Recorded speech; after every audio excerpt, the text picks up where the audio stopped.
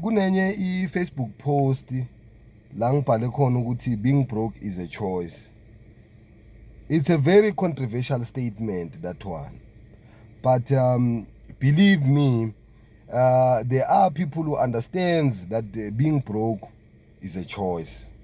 But a lot of people do not understand that, and they will chew you alive mawukhuluma kanjalo. Okay, angazi ukuthi ngayisummarize kanjani, but being broke is a choice because umuntu ufakwa ama-action akhe endlaleni. So that is why we are saying being broke is a choice, because ufakwa ama-action akho endlaleni.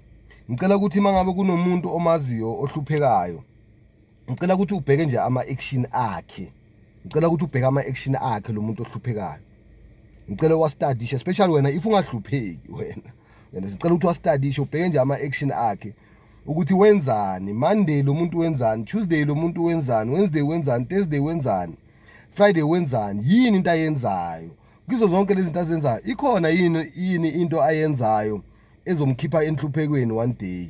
So kuba ama-action omuntu amkhiphayo endlaleni noma amfakayo endlaleni, ngoba impilo vele yona sifika emhlabeni kunomcebo already, ngoba uNkulunkulu nje usithanda kangaka wenza umhlaba wafaka zonke izinto esizidingayo emhlabeni. So if aletha wena une-energy, wena obvious uzokhona ukuthi uhambe uzithole zonke lezi zinto ezidingakalayo la emhlabeni. So that is why being broke is a choice. Ayikho indoda ephumelelayo ingafaki amandla, ayikho.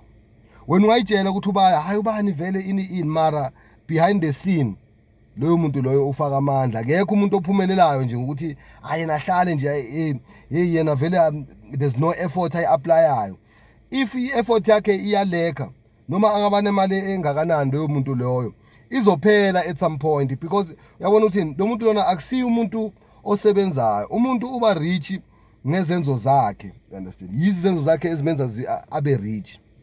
Umuntu angeke uze ube rich ube wenza izinto ezenziwa nguwo wonke umuntu, and angeke uze ube rich ubeliever ey'ntweni ezibeliever kuwo wonke umuntu ohluphekile. Ucabanga ukuthi wena uzaba rich, wena ayikho into ohluke ngayo, kodwa ucabanga uzaba rich kanjani.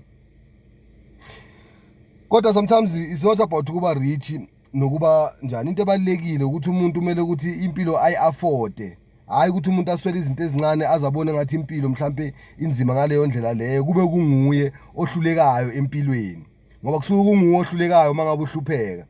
Umuntu ohluphekayo umntwana omncane onganawo amandla okuyoyisebenzela. Indoda endala ehluphekayo ihluphekisa abantwana kusuke kuyiyo.